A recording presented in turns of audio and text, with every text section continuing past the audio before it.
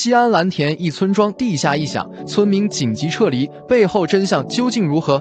近日，陕西西安蓝田县前卫镇康庄村传来惊人消息，多位村民发现地下有异响，伴随着明显的震动感，令人心惊胆战。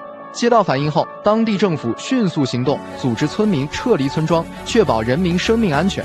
据悉，地质测量人员已介入调查，初步判断地表下9米处存在大面积空洞，异响疑似坍塌声音。目前测量工作仍在紧张进行中，村民们已全部撤离，投亲靠友。值得一提的是，该村此前曾发生古墓被盗事件，是否与此次地下异响有关，引发了广泛猜测。无论如何，我们期待早日揭开真相，为村民们带来安心与安宁。西安村庄地下异响事件牵动人心，期待调查结果早日公布。